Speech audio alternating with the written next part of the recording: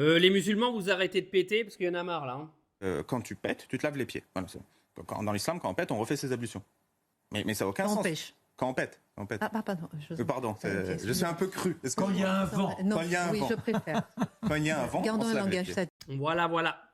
Je pensais que c'était de l'IA à la base, ou je pensais que c'était Malik Bentala qui était revenu nous faire une petite parodie, mais non, c'est réel.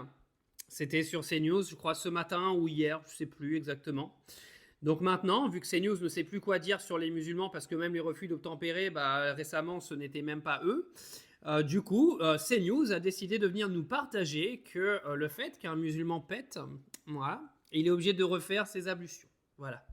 Donc c'était le sujet du jour de CNews qui ne savait absolument pas quoi dire sur les musulmans. Ils ont donc décidé de sortir une dinguerie incommensurable. Non, parce que CNews veut sûrement également, amis musulmans, vous donner des leçons d'hygiène. D'accord ? Nous, les Français, c'est sûr qu'on est bien placés.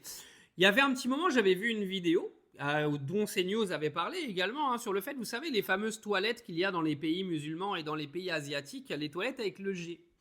Et certains rois de l'hygiène venaient nous expliquer que les musulmans n'utilisaient pas de papier toilette et utilisaient le jet pour se nettoyer. Oui, parce que c'était un sujet sur CNews également à l'époque, et ils venaient nous expliquer que c'était pas bien. Mais non, mais en fait, c'est vous qui êtes crado.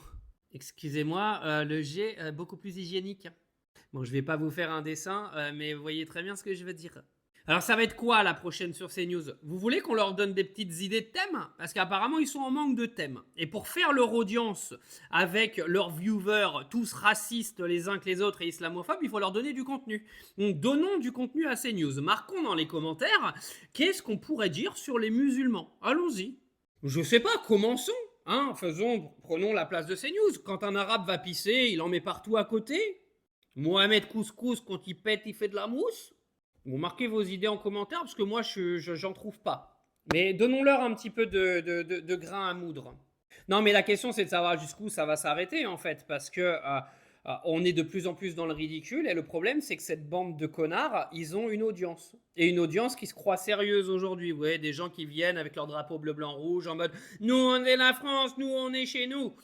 Ouais, mais vous aurez jamais une carte d'identité supérieure aux Arabes du pays qui ont la même carte d'identité que la vôtre. C'est con. Ah, ça tirisse les poils du trou de balle. Hein. Oh, mon petit vilain. Vous pensez qu'ils auraient pu inviter Chalgoumi pour nous balancer ce genre d'informations absolument prioritaires sur les musulmans ? Alors, musulmans, quand vous pétez, est-ce que vous allez vous relaver les pieds ? J'en reviens pas que je suis en train de faire une vidéo qui parle du fait que les musulmans, quand ils pètent, ils vont se laver les pieds avant de prier. Ouais, merci CNews, on vous aime.